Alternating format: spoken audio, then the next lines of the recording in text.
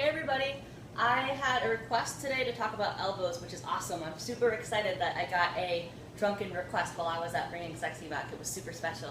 No, really, it was great. So the one thing to think about elbows, forearms, and wrists on pole is that we are asking them to do weird things. You know, we do a lot of stuff on pole that wrists wouldn't naturally do. We're putting all of our weight onto this little joint. So there's a certain amount of wear and tear on wrists that isn't really avoidable with wrist technique by itself. But what I can say is that tendonitis, so a lot of this pain that we get in our elbows coming up our forearms into our hands, is a overuse injury, which results in putting too much strain and too much force on the forearms and elbows. And a really good way to avoid that actually is to engage your lats. That's the best possible advice that I can give you for this.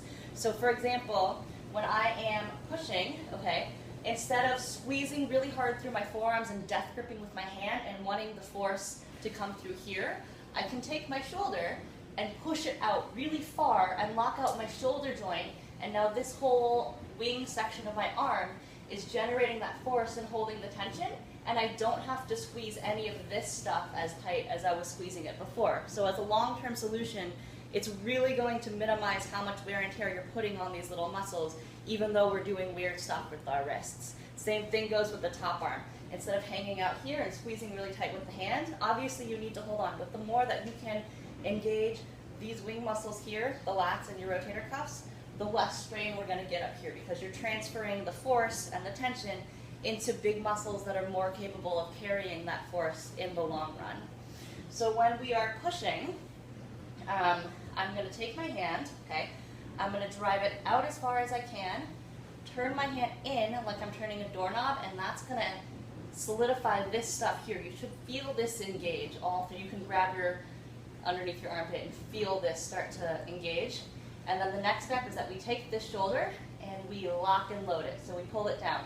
The goal really is to have every muscle pulling from every direction to keep that ball in the socket of your shoulder. So that's why we're pushing, turning, and also pulling back at the same time. So when I push, I should not be able to drop my arm down any further. So if I'm pushing and my arm is up here, I take my other hand and I can push it down more. That's how you know you're not pushing enough. So push it down as far as you can, and that's your really strong push arm, and you should start to feel a little bit of the tension through your elbow and forearm release.